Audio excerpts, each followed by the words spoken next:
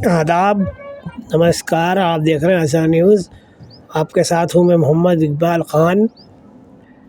आइए एक नज़र डालते हैं आज की ख़ास खबर पर, जो कि यूपी से जुड़ी हुई है। दोनों खबरें उत्तर प्रदेश से ही आ रही हैं, जहां पर कल एक बजरंग दल कार्यकर्ता ने मस्जिद से नमाज पढ़कर निकल रहे 3 बुजुर्गों के साथ काफ़ी अश्लील गालियों का प्रयोग कर उनको बेरहमी से पीटा और उनको दौड़ा कर सड़क पर मारा गया।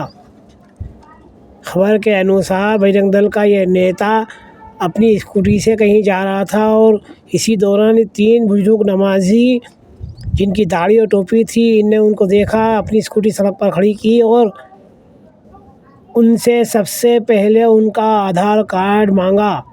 आधार कार्ड नहीं होने के बाद इसने उनको बेरहमी से पीटा और उसमें 60, 65 और 70 साल तक के बुजुर्ग दिख रहे हैं, जिनको ये चेहरे पे चांटे मार रहा है, माँ बहन की गालियाँ दे रहा है। और जब वो भागे तो उनके पीछे उनको दौड़ा कर इसने मारा। इसके एक साथी ने इसको काफ़ी कहा कि छोटू रहने दे, मगर ये तब भी नहीं माना। आइए अब हम आपको तफसील से पूरी घटना के बारे में बताते हैं, क्या कुछ कल हुआ है उत्तर प्रदेश के बदायूं ज़िले के अंदर। ये घटना बदायूं के इस्लाम नगर जनपद की है, जहां पर अब्दुल सलाम अपने 2 साथियों के साथ नमाज पढ़कर बाहर जा रहे थे। इसी दौरान यहां से बजरंग दल का एक भगवा गुर्गा निकल के जा रहा था। इसके पास स्कूटी थी और इसने कहा कि बीच सड़क पर चल रहे हो, और स्कूटी खड़ी की और तीनों बुजुर्गों को बेरहमी से इसने पीटा और उनसे उनकी पहचान के लिए आधार कार्ड मांगा गया। यानी अब देश के अंदर और प्रदेश के अंदर लोगों की पहचान और उनकी पहचान के कार्ड मांगने का काम बजरंग दल का हो गया है। उत्तर प्रदेश के अंदर जिस प्रकार जंगल राज कायम हो चुका है, वो देश में किसी से नहीं छुपा हुआ है, क्योंकि इस प्रकार की घटनाओं को यूपी के अंदर लगातार अंजाम दिए जा रहे हैं। और ये किसके कहने पर, किसके इशारे पर हो रहा है, ये पूरा देश जानता है।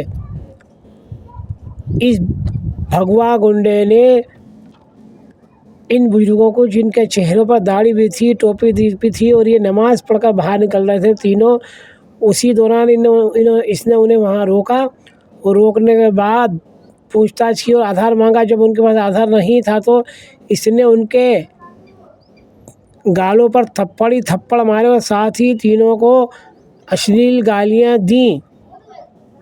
इस बजरंग दल नेता का नाम है अक्षय कुमार। ये वहाँ का मंडल अध्यक्ष बताया जा रहा है बजरंग दल का। इस शर्मनाक घटना के बाद भी इस भगवा गुंडे पर, इस गेरुआ गुंडे पर किसी प्रकार की कार्रवाई नहीं की गई, जबकि सोशल मीडिया पर ये खबरें लगातार दिखाई जा रही हैं।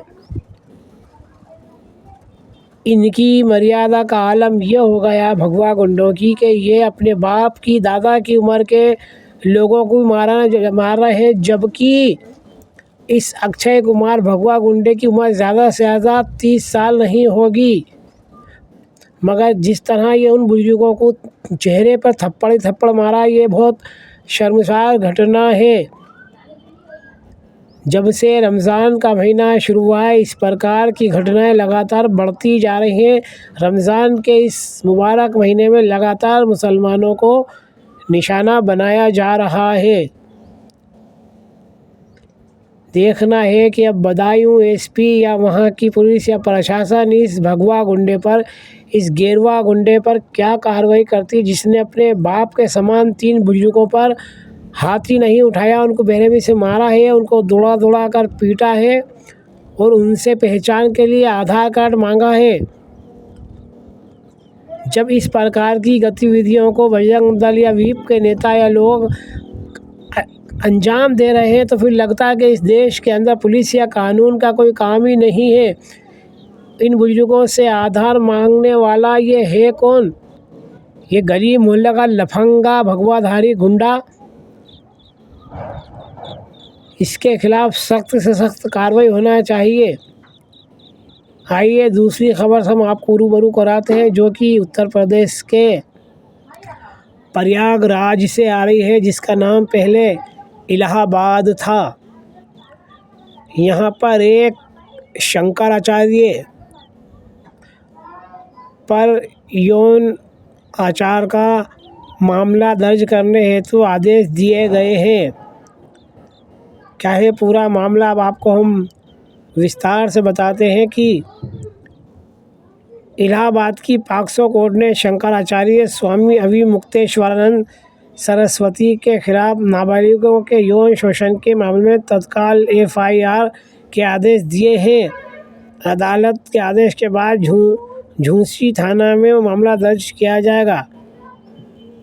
कृष्ण जन्मभूमि मुक्ति निर्माण ट्रस्ट से जुड़े और शाकंभरी पीठाधीश वर आशुतोष ब्रह्मचारी ने 28 जनवरी को स्पेशल कोर्ट में अर्जी लगाई थी। उन्होंने दावा किया था कि स्वामी अभिमुक्तेश्वरानंद सरस्वती के आश्रम में नाबालिग बच्चों का शोषण हुआ।